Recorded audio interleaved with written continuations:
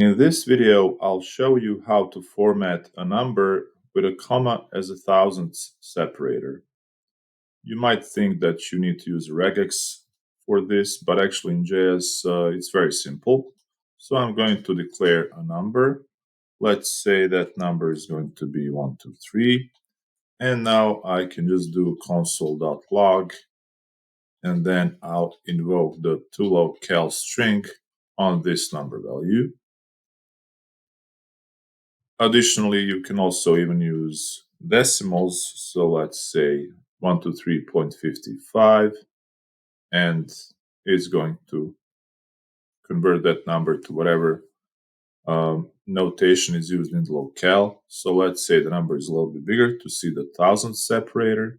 So now it's going to put a comma between 123 and 456 because I've got 123,456.55 as my number. And it also works with decimals, as I said.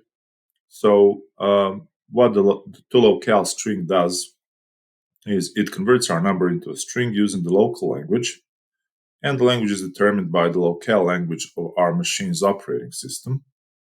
However, to change that, we can just pass different locale data.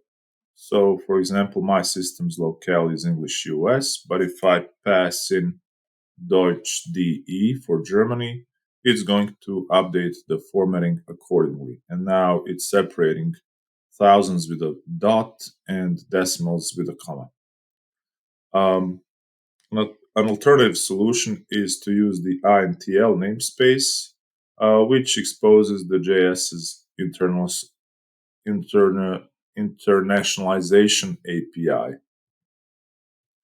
So let's hear an example of that real quick.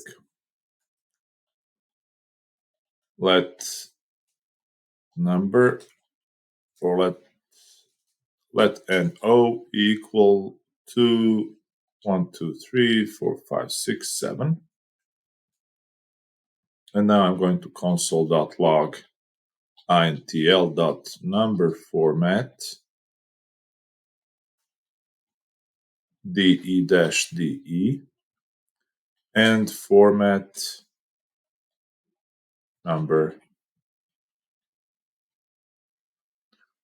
I can easily change this to whatever language I want just by changing expectedly the country, the locale, actually.